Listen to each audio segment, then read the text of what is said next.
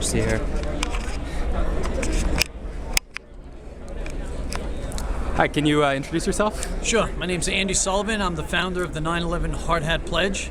And what are you doing at CPAC this year? Well, I actually spoke at the Conservative Party CPAC up in Albany, and I guess I made an impact. They invited me down here, so I was honored to be amongst the friendly crowd. Usually people are throwing stuff at me, so of course I obliged. And I heard they got a lot of exciting things going on down here. A lot of it talking about the whole stealth jihad movement that's taking place within the country, and a lot of other aspects of the war on terror. And it's very strange because everything really relates back to the Ground Zero Mosque. You know, the Ground Zero Mosque, even though it sounds like a local issue, it has many different layers and transcends many different areas, you know, especially the present narrative that this administration is kind of putting out there, and we're trying to stop it. So you've been on a tour around the country talking about the mosque issue, right? That's correct. But like I said, not only the mosque issue, we are also talking about mosque building in general, because there is a movement taking place within the country right now.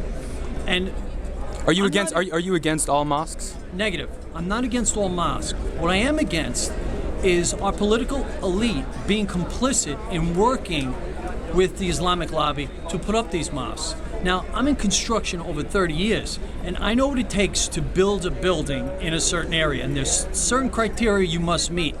It seems like our politicians are clearing all the hurdles, cutting all the red tape, and kicking down doors and giving them preference. Now that, I think, is wrong. I don't care if it's a temple, I don't care if it's a church. If you're going to build something, especially a house of worship where there's no investigation and you're bypassing all the IRS burdens, then at least you need to abide by the standards and the building codes of the area. So I want to ask you about Justin Bieber, because last time I talked to you, you had been part of a boycott of Justin Bieber because you thought falsely that he had come out against the mosque. Are your kids Bieber fans again? Because I know you said they'd sort of taken down his posters and all of that. All is well in Bieberland. The gods of Bieber have smiled upon me.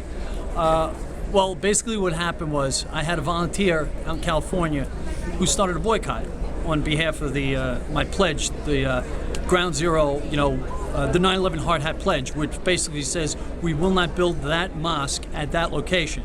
And it just, mushroomed out throughout the whole entire country.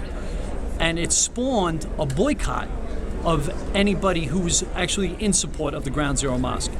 And as this volunteer was working and giving me information, okay, NBC, Jon Stewart, GQ magazine, and all of a sudden she came across this. Justin Bieber came out in favor of it.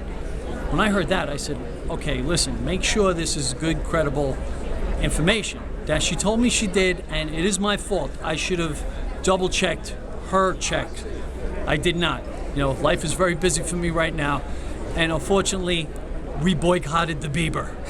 So let me ask you, Park 51, do you think opponents of it, your side, you think you've won, or you think this thing is ever going to be built, or not? I got two imams down. I don't know how many more to go. I think I'm winning.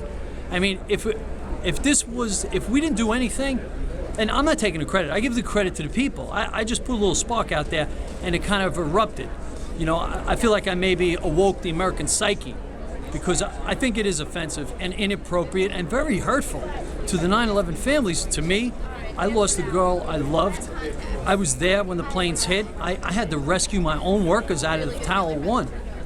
And, I was on that pile for many weeks afterwards. So this is something near and dear to me. I'm not here selling anything. I'm not here running for anything. I'm here just trying to make something right.